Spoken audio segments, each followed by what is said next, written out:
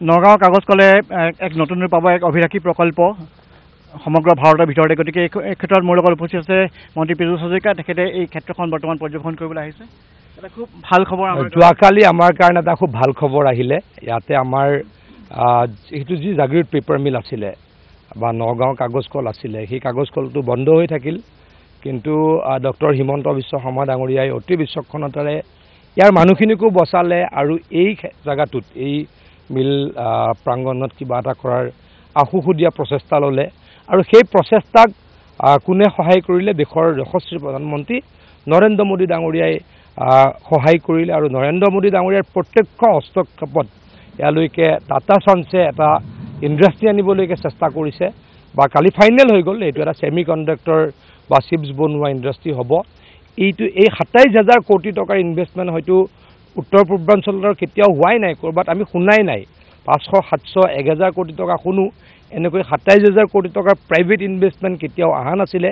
এইটো দেশৰ প্ৰধানমন্ত্ৰী নৰেন্দ্ৰ মোদী ডাঙৰীয়াৰ কাৰণে সম্ভৱপৰ হৈছে আৰু অসমৰ মাননীয় মুখ্যমন্ত্ৰী ডক্টৰ হিমন্ত বিশ্ব শৰ্মা ডাঙৰীয়াৰ কাৰণে সেয়া সম্ভৱপৰ হৈ উঠিছে।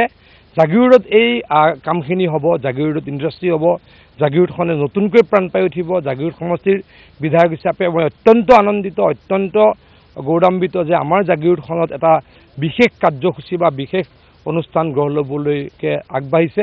ইয়াৰ ফলত আমাৰ ইণ্ডাষ্ট্ৰিয়েলাইজেশ্যনটো ত্বৰান্বিত হ'ব। অকল এই যে টাটা চান্সে এটা ছেমি কণ্ডাক্টৰ ইণ্ডাষ্ট্ৰী আহিছে এয়াই শেষ নহ'ব, ই আৰম্ভণিহে আৰু অৱধাৰিতভাৱে ইয়াৰ গতি চলি থাকিব। গতিকে আমাৰ কাৰণে এইবিলাক অত্যন্ত ভাল খবৰ। এই কামখিনি হোৱাৰ কাৰণে আকৌ কৈছোঁ, মই ভাষাহীন। মই জাগিৰোডৰ MLA হিচাপে মই বহুত ক'বলৈ মোৰ নাই। ইমান বেছি নৰেন্দ্ৰ মোদী ডাঙৰীয়া আৰু হিমন্ত বিশ্ব শৰ্মা ডাঙৰীয়াই অসমৰ কাৰণে কৰিছে, মই ক'ম জাগিৰোডৰ কাৰণে কৰিছে। অত্যন্ত আনন্দিত, অত্যন্ত সুখী। আৰু ইয়াতে যিসকলে কাম কৰিবলৈ আহিব সকলোকে আমি অত্যন্ত সহযোগিতা কৰিম বুলি মই ৰাজহুৱাভাৱে প্ৰতিশ্ৰুতি দিছোঁ। ৰাইজৰ যিটো আশা প্ৰত্যাশা অসমবাসীৰ বা নগাঁও কাগজ কলৰ প্ৰাক্তন কৰ্মচাৰীসকলৰো সকলো আশা প্ৰত্যাশাক এটা নতুন ৰূপ দিছে এই গোটেই কথাটো। চাওক, কৰ্মচাৰীসকলৰ বহু কষ্ট আছিল। কৰ্মচাৰীসকলে কেইবা বছৰো দৰমহা পোৱা নাছিলে, তেওঁলোকৰ গ্ৰেচুইটি পোৱা নাছিলে, পেঞ্চন পোৱা নাছিলে। ডক্টৰ হিমন্ত বিশ্ব শৰ্মা ডাঙৰীয়া মুখ্যমন্ত্ৰী হৈ এই পেপাৰ মিলটো আৰু আমাৰ কাছাৰৰ পেপাৰ মিলটো, এই দুয়োটা পেপাৰ মিলৰ গোটেই মানুহখিনিক প্ৰায় 850 কোটি টকা অসম চৰকাৰৰ পৰা দি তেখেতলোকৰ দেনা পাওনা শেষ কৰি মাটিখিনি অসম চৰকাৰলৈকে লৈ লৈছিল।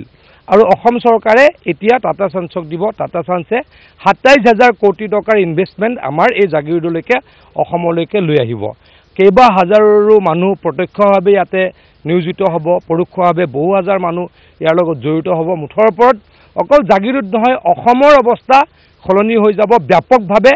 আৰু বহুতো ইণ্ডাষ্ট্ৰী আহিব, অসমৰ পৰিৱেশ সলনি হৈ যাব বুলি মই অত্যন্ত দৃঢ়তাৰে আশাবাদী। প্ৰতিশ্ৰুতি ৰক্ষা কৰা হ'ল। লগতে 9 তাৰিখে এখন মিটিং ইয়াতে হ'ব।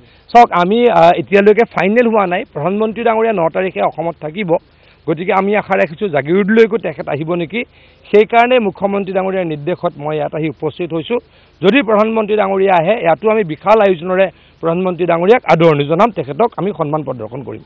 ধন্যবাদ। এয়া আছিলে মন্ত্ৰী পীযুষ হাজৰিকা। আৰু এয়া তেখেতে বৰ্তমান নগাঁও পেপাৰ মিলৰ যি পুৰণি যি ক্ষেত্ৰ, সেই ক্ষেত্ৰত বৰ্তমান যিহেতু সমগ্ৰ দেশৰ ভিতৰতে এক অত্যাধুনিক এক প্ৰকল্প স্থাপন হ'ব। 100 দিনৰ ভিতৰতে কাম আৰম্ভ হোৱাৰ যিটো যাৱতীয় যি প্ৰক্ৰিয়া, সেই প্ৰক্ৰিয়া ইতিমধ্যে আৰম্ভ হৈছে। আৰু ইতিমধ্যে 9 তাৰিখে প্ৰধানমন্ত্ৰী নৰেন্দ্ৰ মোদী ইয়াত এখন সভা যদি অনুষ্ঠিত হয়, তেখেতে আহিবলৈ আগ্ৰহ প্ৰকাশ কৰে, তাৰ বাবে যাৱতীয় প্ৰস্তুতি ইতিমধ্যে কৰা হৈছে। গতিকে এই গোটেই কথাটোৱে আচলতে এটা সমগ্ৰ এটা পৰিৱেশটো এটা ইতিবাচক ৰূপ দিছে আৰু জাগিৰোডবাসীৰ মাজত, অসমবাসীৰ মাজত সৃষ্টি কৰিছে এক নতুন প্ৰত্যাশা।